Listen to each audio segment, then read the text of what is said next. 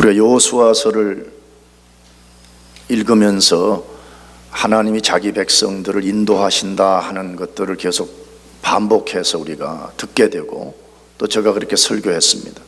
근데 하나님이 우리를 인도하실 때는 반드시 하나님이 그 인도에 철저하게 우리가 순종하기를 원하십니다. 하나님이 우리를 인도하실 때 하나님이 우리에게 요구하시는 것이 있습니다. 그 요구에 철저하게 반응치 않으면 인도를 받지 못할 수 있습니다. 지난주에 말씀을 드렸듯이 우리가 신앙이 어릴 때는 하나님이 철저하게 요구하지 않는 것 같습니다. 기도응답도 그런 것 같습니다. 기도도 좀 성경적으로 완벽하지 않아도 하나님이 우리 신앙이 어릴 때는 기도응답도 잘해 주시는 것 같습니다. 그러나 신앙이 이제 철이 들 시기가 되면 반드시 하나님께서 하나님이 인도하시는 원리에 우리가 철저하게 순종하기를 요구하시는 것 같습니다. 그런데 문제는 그 요구가 때때로 우리를 힘들게 하고 아주 곤혹스럽게 할 때가 많습니다. 무엇 때문에 그렇지요? 우리가 원하는 방식대로 하시지 않기 때문에 그렇습니다. 우리가 원하는 방식이 있잖아요. 우리가 하나님 앞에 인도받고 싶어 하는 원리가 있잖아요. 근데 하나님이 그 방식대로 하시는 것이 아니고 하나님이 요구하는 방식대로 해야 되는 것 때문에 우리가 의심이 생기고 혹은 우리가 딜레마에 빠지게 됩니다. 왜? 자꾸 충돌이 일어나는 거거든요. 우리 뜻대로 안 되는 것을 우리가 발견하게 되는 거거든요. 우리가 원하는 방식대로 되지 않는 것 때문에 우리가 굉장한 어려움을 겪는 것을 우리가 종종 경험하게 되잖아요. 그런데 오늘 본문에 보면 요단강을 건넌 이스라엘 백성에게도 이런 의문과 딜레마가 있었던 것 같습니다. 그것이 구체적으로 무엇이었을까요? 우리가 여러 가지를 우리가 상상할 수가 있습니다. 왜 요단강을 건너서 반드시 서편 땅으로 가야 되냐는 것입니다. 요단강 건너지 않고 요단 동편 땅에 살면 안 되냐는 것입니다. 여러분, 이것이 가장 큰 도전인 거죠. 왜 반드시 우리가 서편 땅으로 가야 되냐 하는 것이에요. 나가서 왜 요단강을 건너야 되냐는 것이에요. 굳이 우리가 서편 땅으로 가서 산다 그러면 요단강 통과하지 않고는 안 되냐는 것이에요. 강이 없는 지역을 이용해서 건너면 안 되냐는 것입니다. 여러분 같으면 이런 생각 안 해봤겠어요? 왜 반드시 요단강을 건너서 서편으로 가야 되냐는 것이에요. 무슨 의문과 딜레마가 있었겠어요? 왜 요단강을 건널 때 꼭 강물이 범람하는 시기에 건너야 되냐는 것이에요. 오늘 본문에 몸에 거두는 시기에는 물이 넘쳤더라 그래 되어 있잖아요. 4월과 5월쯤으로 추측하고 있는데 이때는 이스라엘이 밀과 보리를 수확하는 시기인데 헐몬산에 얼었던 눈이 녹아가지고 요단강을 흘러오면서 그 요단강이 넘치는 시기거든요. 아니 그러면 요단강을 건너는 것까지는 좋다 이거예요. 그런데 홍수가 없는 시기에 건너야 되냐는, 왜 하나님이 의도적으로 물이 범람하는 홍수철에 요단을 건너게 했냐 하는 것이에요. 나가서 무슨 의문과 딜레마가 있었겠어요? 왜 제사장들이 법궤를 메고 앞장서야만 하는 방식이냐는 것이에요. 다른 방식 동원하면 안 되냐 이거예요. 조금 우리가 좀 무식한 생각이긴 하지만 뭐 배를 동원한다 할지 아니면 다리를 놓아서 건너면 안 되냐는 것이에요. 왜 반드시 제사장들이 법궤를 메야 되고 그 다음에 그 제사장들의 뒤를 따르는 방식으로서 건너야 되냐 하는 것이에요. 무슨 의문과 딜레마가 또 있었겠어요? 왜 하필이면 적이 내려다보는 여리고성 앞 요단강을 건너야 되냐는 것이에요. 아니 적들이 있는 거 코앞에서 왜 꼭 건너게 하냐 이거예요. 적이 좀 안 보이는 것, 눈에 띄지 않는 어느 그런 지역을 선택해서 건너면 안 되냐는 것이에요. 여러분, 이런 수많은 의문, 수많은 딜레마가 있었던 것 같습니다. 여러분, 어쩌면 이것이 우리에 대한 의문과 딜레마 아니에요? 하나님이 우리를 인도하실 때에 꼭 왜 하나님이 원하시는 방식을 요구하냐 이거예요. 좀 우리가 원하는 방식대로 하면 안 되냐 이거예요. 여러분, 이것이 항상 하나님과 우리 사이에 충돌을 일으키는 문제잖아요. 이것 때문에 우리가 의심 품고, 이것 때문에 우리가 딜레마에 빠지게 되잖아요. 오늘 본문의 이야기는 이 의문과 딜레마에 대한 대답을 우리에게 주는 거예요. 왜 하나님이 이 방식을 우리에게 요구하시는가 하는 것이에요. 그렇다면 우리가 왜 하나님은 반드시 자신의 방식, 이런 방식을 우리에게 요구하시냐 하는 것이에요. 첫 번째로는 하나님이 모든 것을 해주신다는 것을 알게 하려는 것 때문에 그렇습니다. 우리 삶의 모든 것, 우리를 인도하시는 이 모든 것을 누가 해주신다고요? 하나님이 해주신다는 것을 알려주려는 것 때문에 그렇습니다. 하나님이 이스라엘 백성의 요단강을 건너라고 한 방식은 인간의 이성으로 다 이해할 수 없는 아주 기이한 방식입니다. 그렇다면 앞에서 질문을 던졌지만 왜 이런 방식으로 건너라고 하셨을까 하는 것입니다. 그 방식을 소개하는 말씀이 여호수아서 3장 11절에서 13절 말씀인데, 제가 다시 한번 읽어보려고 그래요. 보라, 온 땅의 주의 언약궤가 너희 앞서 요단으로 들어가나니 이제 이스라엘 지파 중에서 매 지파에서 한 사람씩 12명을 택하라. 온 땅에 주 여호와의 궤를 맨 제사장들의 발바닥이 요단 물을 밟고 멈추면 요단 물 곧 위에서부터 흘러내리던 물이 뭐 할 것이다? 끊어질 것이다. 이렇게 되어 있습니다. 내용은 뭐지요? 법궤를 맨 제사장들이 먼저 이제 법궤를 메고 요단강 안으로 들어가게 되는데, 발이 요단 물을 밟게 되면 흐르던 물이 끊어지고 쌓이게 되면 이스라엘 백성들이 강바닥을 밟고 건너가게 될 것이라고 하나님이 미리 지금 말씀해 주시는 것이죠. 여기서 우리가 다시 질문을 던져봐야 돼요. 이스라엘 백성이 강변 가까이 이르렀을 때 하나님이 미리 강을 열어주고 건너면 안 되냐 이거예요. 무슨 이해되죠?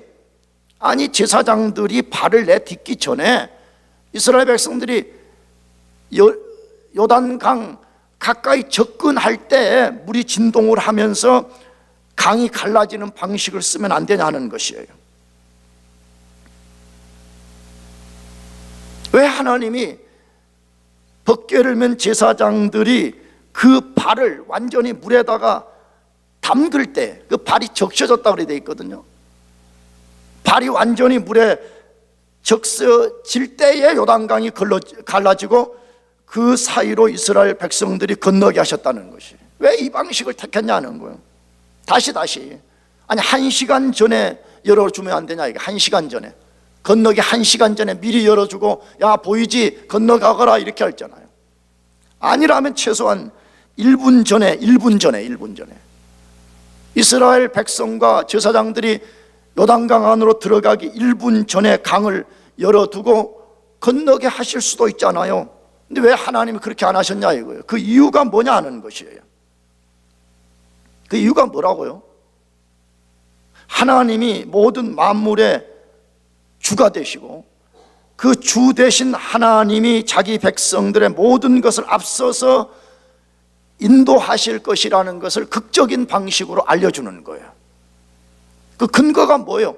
오늘 본문에 왜 그 방식을 택했으며 그 방식의 핵심은 하나님이 만물의 주이시고 만물의 주이신 그 하나님이 자기 백성들을 인도한다는 걸 보여준다는 근거의 말씀이 뭐냐 하는 것이에요. 방금 읽은 말씀에 아주 중요한 말씀이 2번 반복되어 있는데, 그 반복된 내용이 뭐죠? 온 땅의 주의 언약궤에 이렇게 되어 있습니다. 그것이 반복된 또 하나는 같은 단어인데 온 땅의 여호와의 언약궤 이렇게 되어 있습니다. 자, 이 본문의 언약궤를 그냥 하나님의 언약궤라고 쓰지 않고 뭐라고 썼다고요? 무슨 땅이라 그랬죠? 온 땅의 주의 언약궤라고 썼습니다. 여러분, 뭘 지금 말하려는 것이에요? 지난주에도 말씀드렸지만 법궤는 단순한 궤짝이 아니었습니다. 그것은 하나님이 이스라엘 백성들과 함께 한다는 임재를 보여주는 상징이었죠. 그러므로 지금 이 법궤를 가리켜서 온 땅의 주의 언약궤, 이 말은 지금 이 언약궤는 하나님을 상징하는 것인데 하나님 그분이 누구냐는 거예요. 그분이 누구라고요? 온 땅의 누구라고요? 주라는 거예요. 온 땅의 여호와라는 거예요. 온 땅의 주인이라는 것이에요. 온 땅의 주권자라는 것이에요. 여러분, 하나님이 만물의 주권자이십니다. 믿습니까? 이걸 진짜 우리가 인정하고 믿느냐 하는 것이에요. 나는 신앙생활은 여기에 사활이 달렸다고 믿는 거예요. 자꾸 내가 부정적인 도전을 해서 여러분이 어떻게 받는지 몰라도 왜 나 자신과 많은 그리스도인들이 하나님의 역사를 경험하지 못하냐는 것이에요. 그 중에 하나는 이 문제 때문이라고 저는 믿어요. 하나님을 주로 인정하지 않아요. 다시 말해 로드십 인정이 없어요. 자기가 그냥 자기 삶의 주인인 거예요. 하나님이 왜 필요하냐? 두 가지 때문에 필요한 거예요. 자기 욕망을 성취하는데 하나님이 헬퍼로 나를 도와달라는 것이에요. 또 하나는 앞으로 진짜 천국과 지옥이 있는지 모르지만 만일에 천국과 지옥이 있다면 그때 내가 지옥 가지 않고 천국 갈 수 있도록 하나님이 나의 개런터가 되어달라는 것이에요. 그것 때문에 신앙생활하는 것이에요. 근데 하나님이 오늘 이 방식을 왜 쓴다고요? 하나님이 온 땅의 주님이라는 게 믿습니까? 이스라엘 백성들이 점령하러 가는 가나안 땅의 주인이 가나안들이 아니고 하나님이라는 것을 데몬스트레이션 하는 거예요. 지금 데몬스트레이션 하는 거예요. 그래서 언약궤를 온 땅의 주 여호와의 궤라고 반복해서 말씀하고 있는 것입니다. 그래서 하나님이 시하는 거예요. 뭐라고? 너희들과 이 온 땅의 모든 것의 주가 누구냐는 것이에요. 너희 눈으로 똑바로 보라 이거예요. 이 두려운 요단강, 너희들 힘으로 건널 수 없는 이 요단강을 누가 이것을 갈랐냐는 거예요. 지금 본문은 제사장들이 갈랐다고 말하잖아요. 본문의 핵심은 법궤를 강조하잖아요. 지난주에도 소개했지만 여기는 가장 많이 반복되는 단어가 법궤라는 단어인 거예요. 그러므로 요단강을 가른 것은 제사장들의 믿음 때문에 가른 것이 아니라 하나님이 갈랐다는 거예요. 그러니까 하나님이 시하는 거예요. 봐라, 불가능한 요단강을 내가 갈랐지 않느냐? 그러므로 너희들이 두려워하는 가나안 땅도 주 대신 내가 그 땅을 정복하게 만들 것이라는 거예요. 내가 앞서서 그와 같은 일들을 할 것이라는 것을 하나님이 알게 하신 것입니다. 여러분 한번 상상해보세요. 만일에 하나님이 이 극적인 방식을 택하지 않고 강물을 미리 열었다면 이 불신앙으로 가득한 이스라엘 백성들은 틀림없이 강을 건넌 후에 우연히 됐다 그럴 것이에요. 어떻게 됐다고요? 우연하게 됐다. 왜? 이스라엘 백성들은 홍해를 건너고 40년 동안 광야에서 하나님의 기적의 떡을 먹었으면서도 그들은 매 순간 불신앙으로 반응했던 우리가 알고 있잖아요. 아니 심지어 최근이 아니죠. 요 기독교 2000년 역사의 자유주의 신학자들도 요단강이 어떻게 해서 갈라졌냐? 그거는 요단강 주변이 지진이 나가지고 산사태가 나가지고 그 요단강의 지류들로 흘러오는 물들을 산이 막아버려서 요단강이 갈라졌다 이렇게 말한다는 거예요. 여러분 대단히 지혜롭고 대단히 이성적인 대답을 하는 것 같지만 그런 사람들은 하나님의 전능하심이 무엇인가를 모르는 사람들이에요. 하나님의 기적의 역사가 무엇인가를 모르는 사람들이 그렇게 하는 거잖아요. 그래서 하나님께서 이 극적인 방식을 통해서 이스라엘 백성들에게 보여주는 거예요. 누가 이스라엘과 온 땅의 주인이냐 하는 것이에요. 여러분 하나님입니다. 할렐루야. 하나님이 우리 만물의 우리 자신의 주인이라는 것을 우리가 꼭 믿어야 됩니다. 그런데 문제는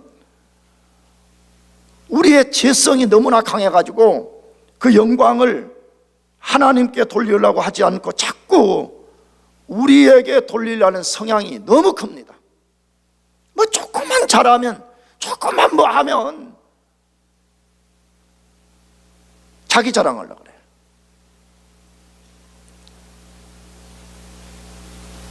왜 불평이 많죠? 자기 마음대로 안 되기 때문에 그러는 거예요. 내가 언젠가도 말했죠. 나 어제도 저녁에 눈이 많이 와가지고 아침에 일어나가지고 집 앞에 눈을 치우면서 은근히 내 속에 좀 성질이 나더라고. 왜 이렇게 눈이 자꾸 자주 오냐는 거야. 한 치워놓고 돌아서면 또 눈 오고. 근데 그 눈 한번 치우는 게 쉬운 게 아니에요. 허리가 진짜 너무 아파요. 그거 다 치우려면. 그러나 제가 믿음을 가졌죠. 뭐라고? 그래, 이 눈 우연히 온 거 아니지. 눈도 이거 하나님이 주관하시지. 근데 만약 내가 그걸 안 믿고 만일에 거기서 불평하면 결국은 눈 내려주신 누구에게 불평하는 거예요? 하나님께 불평하는 거야. 그래서 마음속에 불평도 없애버렸어. 없애고 성경을 이용해서 주님, 내 죄가 흰 눈처럼 깨끗하게 해주십시오. 잘했죠? 그러면서 눈 치웠어요. 근데 우리 속에는 얼마나 그런 성향이 많은지 몰라요. 안 되면 불평해. 왜 그런 거죠? 내 마음대로 안 돼. 내가 주인이라는 것이. 뭐 좀 잘 되면 자기께 영광을 돌리는 거예요. 내가 잘해서 됐다고 그렇게 말하는 거예요. 그래서 하나님이 우리 인생의 요단강을 우리 방식대로 안 열어주시는지도 모르는 것입니다. 굉장히 중요한 말이에요. 우리 방식대로 하나님이 안 열어주시는 이유가 있다는 것을 우리가 깊이 이해하는 것이 필요해요. 그러므로 우리 삶에 굉장히 중요한 원리 하나가 뭐냐? 모든 것이 하나님의 것이며 나의 모든 것이 하나님의 것이고 나의 모든 것이 하나님의 손에 달려 있다는 것을 인정할 수 있어야 돼. 할렐루야. 정말 그걸로 믿어야 돼요. 내 삶의 시작을 하나님이 하셨고 내 진행과 완성의 모든 것을 하나님이 하신다는 것을 진짜 우리가 인정할 수 있냐는 거예요. 이게 하나님이 요구하는 방식이에요. 이걸 해보라는 거예요. 정말 여러분 그렇게 해보기를 축복합니다. 내가 알아요. 내가 여러분 사랑하지만 여러분 알아. 대학부 때는 엉망으로 살라 그래. 왜? 그 대학부 때 나이가 그런 것 같아 보니까. 하나님 말씀을 꽉 붙잡고 좀 살라고 하지 않고 그냥 아무렇게나 살라 그래. 자기가 자기 인생의 주인 노릇하면서 살려고 하는 성향이 너무 강하다는 거예요. 그래서 하나님께서 인생의 요단을 건너면서 우리에게 말씀하시는 거예요. 너 인생의 주인이 누구냐는 거예요. 우리 인생의 주인은 하나님이시고 그분이 우리 인생을 주관하신다는 거예요. 그 이야기를 예레미야서에서도 다루는데 예레미야서 33장 2절의 말씀을 2절 3절 말씀을 같이 한번 큰 소리로 읽어봅시다. 다 같이 시작. 이를 행하는 여호와, 그것을 지어 성취하는 여호와, 그 이름을 여호와라 하는 자가 이같이 이르노라. 너는 내게 부르짖으라. 내가 내게 응답하겠고 내가 알지 못하는 크고 비밀한 일을 내게 보이리라. 그렇게 되어 있습니다. 자, 다시 잘 들어봐요. 찾지 않아도 괜찮아요. 예레미야 33장 2절 3절에 일을 행하는 여호와, 이 말은 일을 시작하시는 여호와 그 말이죠. 그것을 지어 성취하는 여호와, 그 이름을 여호와라 하는 자가 이같이 이르노라. 그렇게 되어 있습니다. 여러분, 하나님은 어떤 분이시라고 그래요? 하나님은 우리 만물의 주가 되셔서 모든 것을 시작하게 하시고 그것을 진행하게 하시고 그것을 완성시키는 하나님이라고 말씀해. 믿으십시다. 사실이에요. 여러분, 우리의 존재는 어디서부터 왔어요? 하나님의 시작으로부터 온 거잖아요. 우리의 구원은 어디에서부터 왔어요? 하나님의 시작으로부터 온 거잖아요.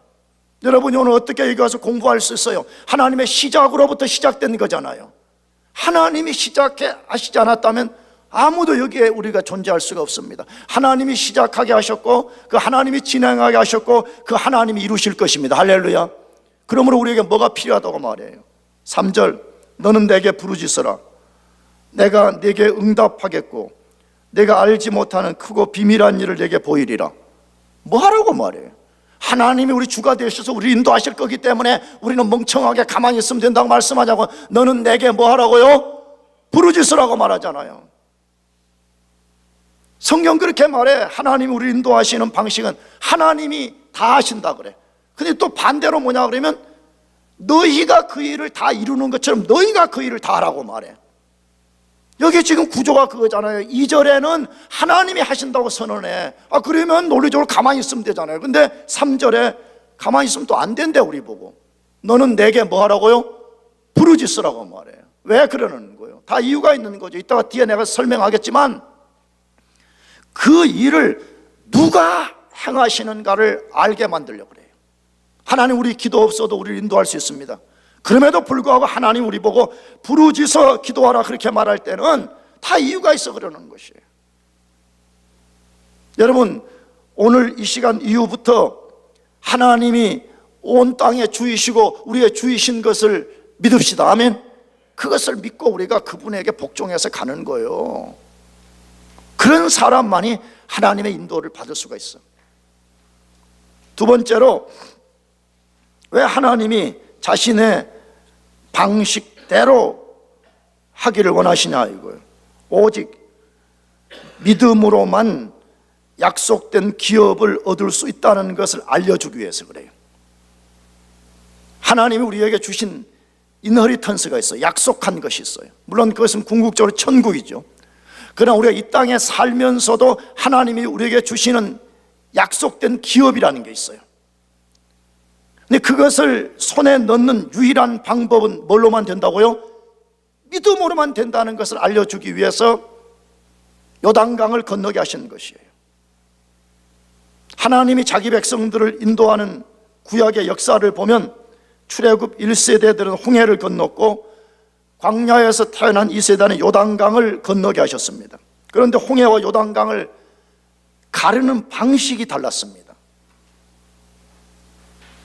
홍해는 하나님이 모세에게 지팡이를 가르치게 하고 지팡이를 가르칠 때 거대한 바람을 일으켜서 갈랐더라 그렇게 돼 있어요. 요단강은 어떻게 갈라졌지요? 벗개를 맨 제사장들이 발을 물에 내딛고 물에 발이 적셔질 때 열리게 하셨습니다. 그러면 왜 다른 방법을 쓰셨을까요? 아니 똑같이 해도 되잖아요. 어떻게 보면 요단강은 홍해보다 훨씬 더 폭도 좁고 깊이도 얕기 때문에 그냥 하나님 콧김으로 한 번만 이렇게 불어도 요단강이 갈라질 수가 있잖아요. 근데 왜 하나님이 홍해를 가를 때와 요단강이 갈라지게 할 때 다른 방식을 사용했냐는 것이에요. 그 이유가 무엇이에요? 여러분, 홍해를 건넌 것은 이스라엘 백성들이 세상과 결별되는 것을 보여주는 행위입니다. 세상과 뭐 한다고요? 완전히 이제 결별이에요, 결별. 애굽이라는 이 죄악된 세상으로부터 이스라엘이 완전히 세퍼레이트 된다는 것을 보여주는 거대한 사건 때문에 그런 기적을 만드는 거예요. 그러면 요단강 건넌 사건은 무엇이에요? 너희가 약속된 가나안 땅을 이제 손에 넣기 위해서 요단강을 건너게 가는데 이 약속의 땅은 오직 믿음으로만 손에 넣을 수 있다는 게, 뭘로만 얻는다고요? 믿음으로만 얻는다는 것을 보여주기 위해서 이스라엘 백성들에게 1차 시험하는 거예요. 지금 요단강 건너면서 그렇게 해보라는 거예요. 믿음으로 해보라는 거예요. 순종으로 해보라는 거예요. 그때 요단강이 갈라진 것처럼 너희가 가나안 땅을 손에 넣는 방법은 너희들의 물리적 힘으로 되는 것이 아니라 오직 믿음으로 된다는 거, 하나님이 그것 알려주려고 그렇게 한 것이에요. 그래서 때로 우리 인생의 요단을 건널 때에 우리 방식이 아니라 하나님 방식으로 하라 그러는 거예요, 우리에게. 그렇다면 믿음으로 하는 방식이 구체적으로 뭐냐 하는 거예요. 첫째로는 시작을 믿음으로 하는 거예요. 시작을 뭘로 한다고요? 시작을 믿음으로 하라고 말해요. 시작을. 그 시작의 믿음이 어디에 나와요? 오늘 본문 3장 14절 15절, 백성이 요단을 건너려고 자기들의 장막을 떠날 때 제사장들은 언약궤를 메고 백성 앞에서 행하니라. 요단이 몸에 거두는 시기에는 항상 언덕에 넘치더라. 궤를 맨 자들이 요단에 이름에 궤를 맨 제사장들의 발이 물가에 뭐하자? 잠기자 열어지는 역사가 일어났다 그래 돼 있죠.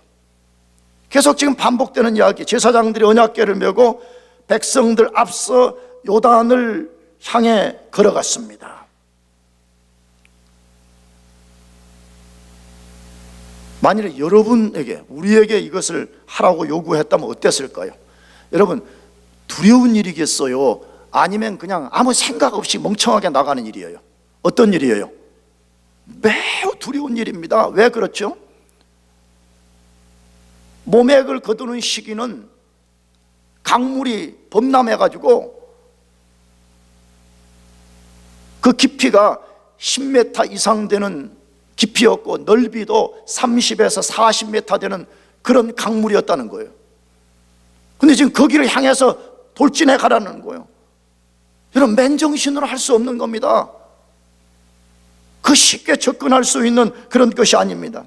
그러나 제사장들이 법궤를 메고 저벅저벅 그 강 한복판을 향해서 걸어갔다 그래도 뭐 어떻게 그것이 가능했던 거예요? 똑같은 우리와 같은 사람들이 어떻게 그것이 가능했어요? 하나님의 약속을 의지했기 때문입니다. 할렐루야. 여러분, 이게 믿음이에요. 여러분, 믿음이라는 것이 뭐예요?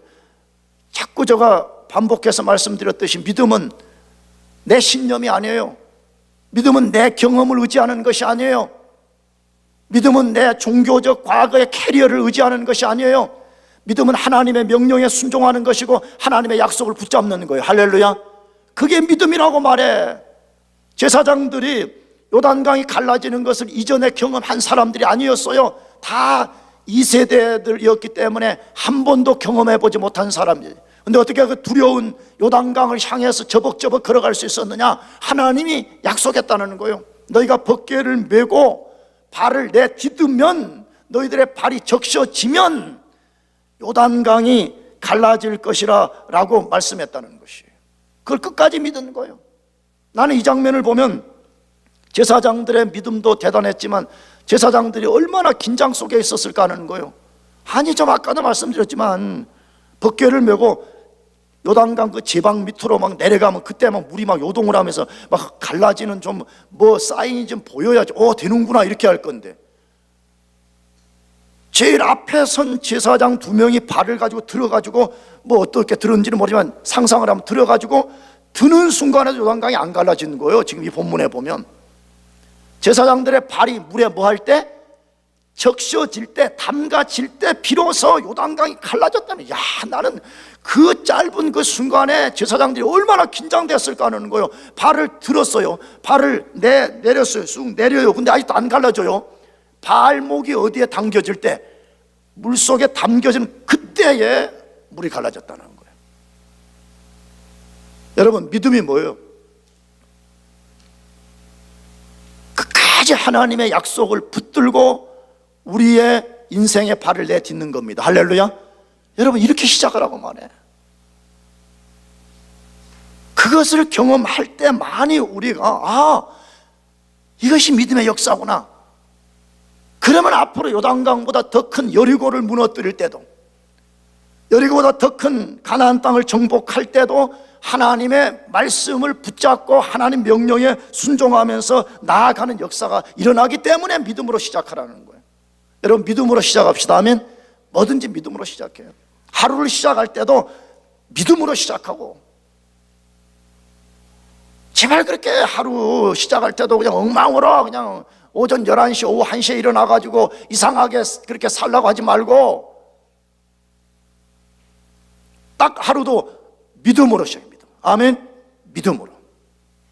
두 번째, 믿음의 구체적 방식이 뭐예요? 모든 진행을 믿음으로 하는 것이죠. 모든 진행을 뭘로 한다고요?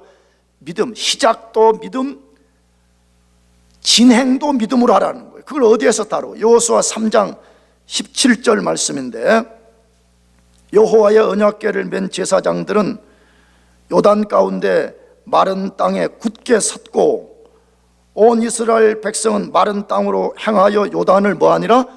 건너니라. 그렇게 되어 있습니다. 뭐 지금 소개해 주는 말씀이에요? 이스라엘 백성들이 다 지나갈 때까지 법궤를 맨 제사장들이 어디 한가운데 서 있었다 그래요? 요단강 한가운데 지금 딱 서 있었다 그랬잖아요. 여러분, 이것도 두려운 일이 아니에요? 왜 두려운 일이에요? 만일에 믿음이 없다면, 아니 갑자기 요단강 물이 끊어지고 위쪽에서부터 이렇게 큰 더미가 쌓였다 그랬는데, 그 쌓여진 더미가 갑자기 그냥 확 터져가지고 내려오면 제사장들이 한순간에 그냥 쓸려가는 거잖아요. 또 아직 다 건너지 못한 이스라엘의 그 수백만 명의 사람들 중에 수많은 사람들이 쓸려가는 상황이잖아요. 여러분, 이게 쉬운 게 아니에요. 지금 시작도 두려운 일이지만 진행 자체도 매우 두려운 상황인 거예요. 왜? 진짜 하나님이 우리가 법궤를 메고 요단강 한가운데 서 있으면 물이 흐르지 않고 하나님이 딱 우리 건너게 해 주실 거냐 이거잖아요. 만에 하나 이 터지는 날에는 다 죽는 거예요. 다 죽는 거. 그런데 오늘 본문에 보면 제사장들이 그 강 한복판에 딱 서 있었고 모든 이스라엘 백성들이 그것을 건넜더라 그렇게 돼 있습니다. 어떻게 이것이 가능했어요? 하나님의 약속을 믿은 거예요. 아멘. 하나님이 그렇게 하실 것이라고 말씀하신 그것이 그대로 이루어진다는 것을 믿었기 때문에 두려운 상황에서도 하나님의 말씀을 붙잡은 거예요. 여러분, 믿음으로 사는 것은요, 시작만이 아니에요. 우리의 진행도 말씀을 붙잡는 거예요. 할렐루야. 그걸로 사는 거예요. 그걸로 사는 거예요. 여러분 분명히 여기 유학 올 때 기도 많이 하고 시작을 믿음으로 하려고 애썼을 거예요. 지금 여러 가지 공부하면서 어려움들이 생기고 그러면, 야, 이거 진짜 하나님이 하시는 것이 맞냐? 하나님 우리 도와주냐? 좌절과 낙심과 불평, 원망, 그런 것에 빠질 가능성이 많아요. 여러분, 그런 불평을 버리고 여전히 지금도 여러분이 믿음으로 하기를 축복합니다. 믿음으로 진행해요. 믿음의 구체적 방식이 무엇이에요? 우리의 완성도 믿음으로 하라 그래요. 무엇을 믿음으로 하라고요? 완성을 믿음으로 하라 그래요. 방금 3장 17절을 우리가 읽었고, 그 다음에 다음 주에 4장을 읽어보면 나오지만, 제사장들은 백성들이 다 지나갈 때까지 끝까지 법궤를 메고 요단강 한 복판에 서 있다가 백성들이 다 건넌 후에 마지막으로 요단강을 건넜더라 그렇게 돼 있어요. 다 건너가고 그 다음에 마지막에 자기들이 법궤를 메고 요단강을 빠져나와서 요단강 건너편에 섰더라 그렇게 돼 있습니다. 뭘 보여줘요? 끝까지 하나님께서 말씀대로 하실 것이라는 것을 믿고 시작도 진행도 완성도 믿음으로 했습니다. 할렐루야. 여러분, 이게 그리스도인의 삶이라고 말하는 거예요. 지금 그리스도의 삶. 그리스도인의 삶은 구약이나 신약이나 일관되게 똑같다고 말해. 구약의 방식이 다르고 신약의 방식이 다르다고 말하잖아. 구약의 백성들도 모든 것이 믿음이고 신약의 백성들도 모든 것이 믿음이라고 말해. 그거 어디에서 다루어요? 그 로마서 1장 17절 말씀인데 우리 다 같이 읽어보겠습니다. 몇 번째 지금 읽는 거예요. 중요해서. 다 같이 시작. 복음에는 믿음으로 믿음에 이르게 하나니 기록된 바 오직 의인은 믿음으로 말미암아 살리라 함과 같으니라 그랬어요. 이 말은 지금 인용했다는 표시를 여기다가 둔 거죠. 구약 성경의 하박국을 통해서 말씀할 때도 이 말씀을 했어요. 근데 바울이 지금 하박국에서 이 말씀을 인용해 온 거예요. 그러니까 뭐지요? 구약이나 신약이나 하나님의 백성들의 삶의 원리는 똑같다는 거예요. 오직 뭘로 산다고요? 믿음으로 산다고 말해. 근데 그 믿음을 뭐라고 했어요? 믿음으로 믿음에 이르게 하나니 기록된 바 오직 의인은 뭘로 산다? 믿음으로 산다. 무슨 말이에요? 이 본문을 잘 들어보면 시작도 믿음이고 진행도 믿음이고 완성도 믿음이라 그렇게 돼 있어요.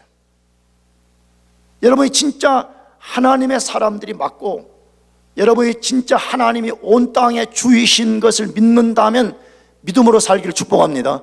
믿음으로 사는 거예요. 여러분, 이게 그리스도인이 세상 사람들과 다른 차이점이에요. 나는 진짜 그래, 여러분들이 끝까지 믿음으로 살아서 하나님이 여러분 삶의 역사를 나타내시는 것을 경험하기를 원하는 것이에요. 우리 다 같이 믿음으로 삽시다 하면 믿음으로 사는 거예요.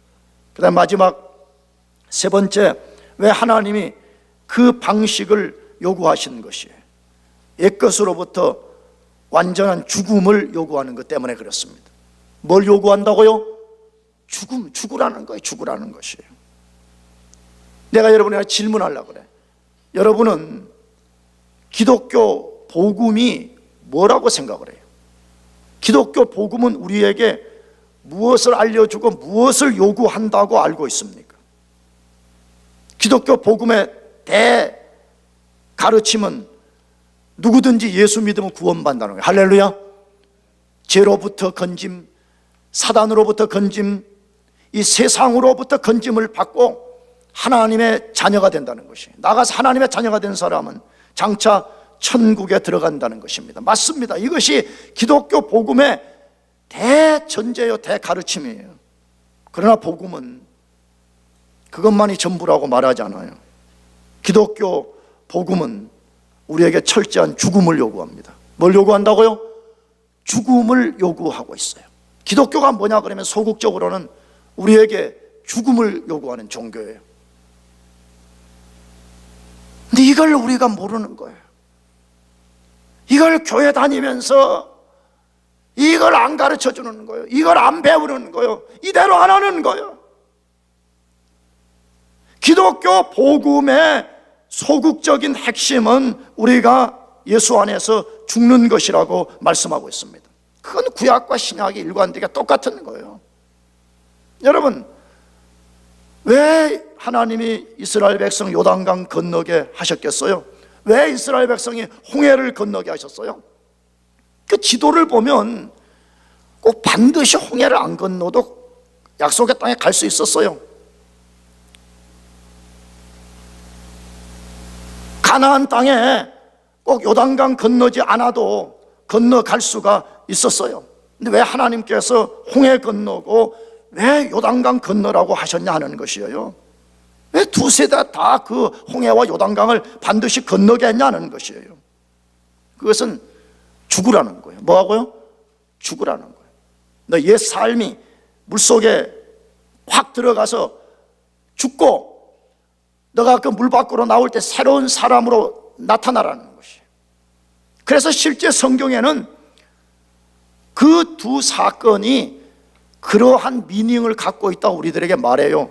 그 첫 번째 홍해 건넌 사건을 고린도전서 10장 1절에서 2절을 보면 그 세례받았다 그래 돼 있어요. 뭐 받았다고요? 세례받았다. 그거 읽어보십시다. 10장 1절에서 2절 말씀 다 같이 거기 시작.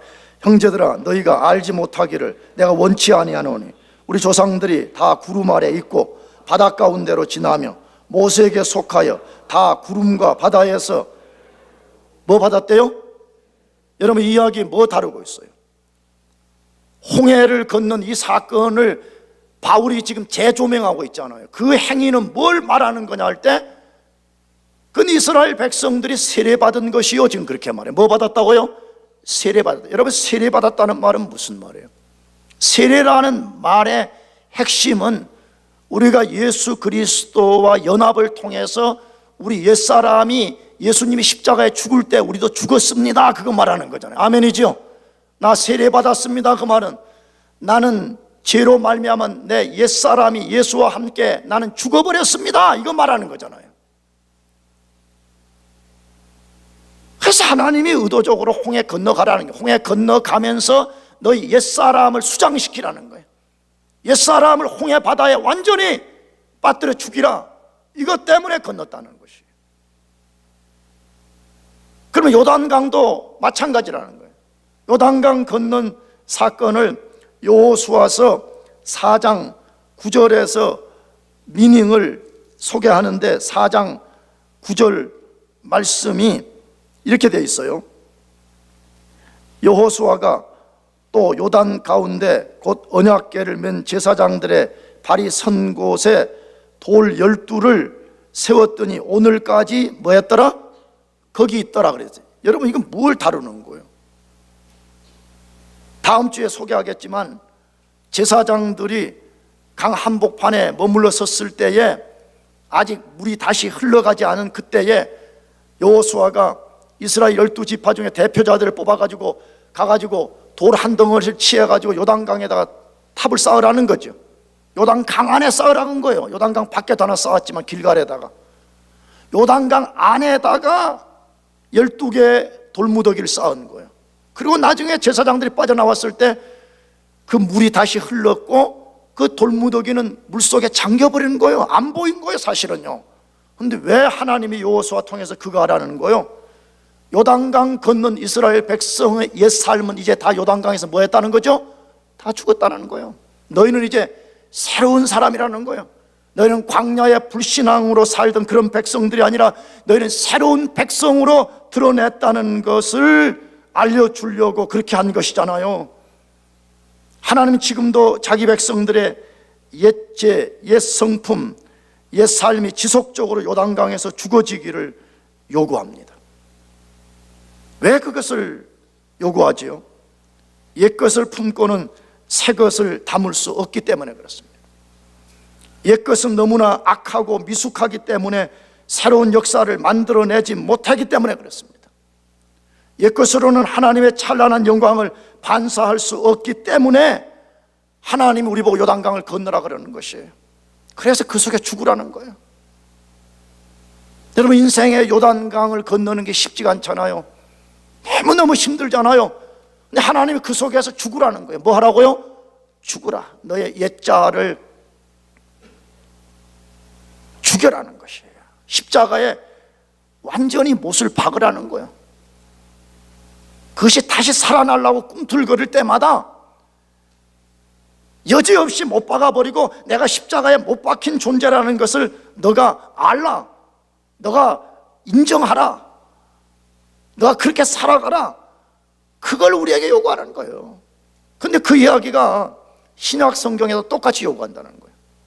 로마서 6장 10절에서 11절 말씀인데 우리 같이 이것은 중요하니까 한번 읽어보려고 그래요. 6장 10절에서 11절 다 같이 시작.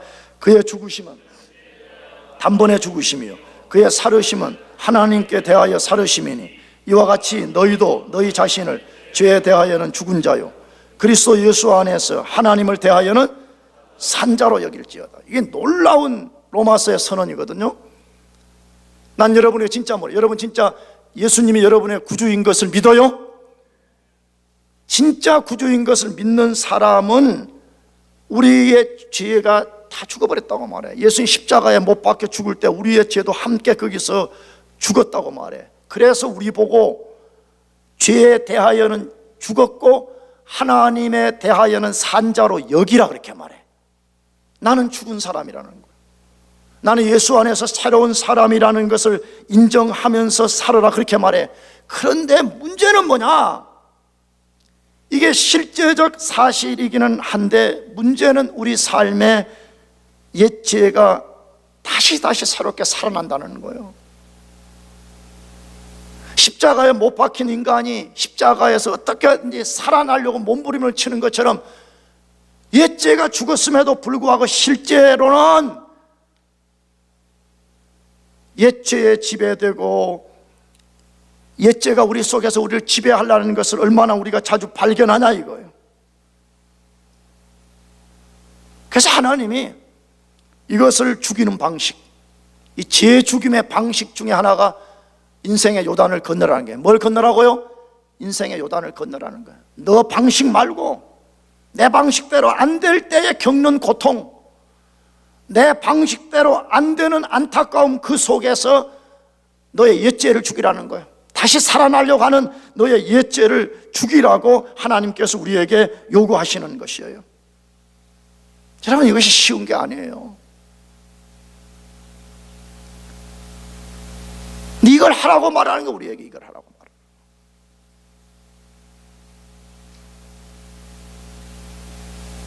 거. 우리가 알지만 성공하고 잘되고 잘났다고 뻐길 때는요 이런 일 안 일어나요. 뭐 절대 안 일어나는 거 아니지만 대부분 자기 자랑하느라고 자기 죽음이란 게 없어요. 언제 이런 게 일어나요?